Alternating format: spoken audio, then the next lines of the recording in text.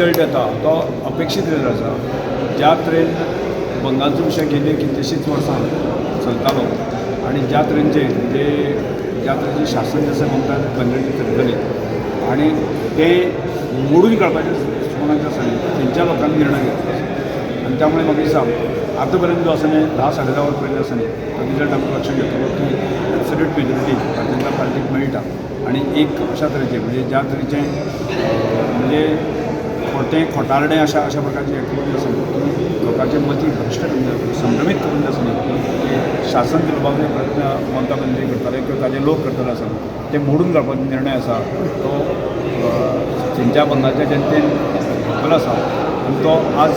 सांज पर्यंत आसा न्ही 7 म्हणटा दनपार पर्यंत आसा न्ही ताजें स्पश्ट चित्र लक्षांत येता. त्यामुळे हांव तेंच्या बंगालच्या लोकांचें स्वागत करता आनी जे एक बरें सुशासन चलोवपाच्या लोकांनी योग्य निर्णय घेतलो आसा त्या निर्णयाचे ते हांव म्हजे वतीन जे आसा परत एकदां बंगालचे लोक आनी भारतीय जनता पार्टीच्या सगळ्या कार्यकर्त्या नेत्यांचे ते अभिनंदनाक पात्र आसा. हे फर्स्ट टायम हे जाला हो असो रिजल्ट?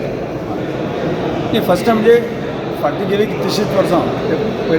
कांय काळ कम्युनिस्ट राज्य आशिल्लें त्यानंतर ममता बॅनर्जी आनी आत्तां ज्या ममता बॅनर्जीचें शासन जें आसा त्या हातूंत चलतालें की तागे मोडून काडपाचें दुश्मनाच्यान जनतेन निर्णय घेतलो आनी तातूंत भारतीय जनता पार्टीची साथ आनी भारतीय जनता नेतृत्वाची साथ मेळ्ळ्या म्हणजे आसा न्ही ही गजाल शक्य जाता.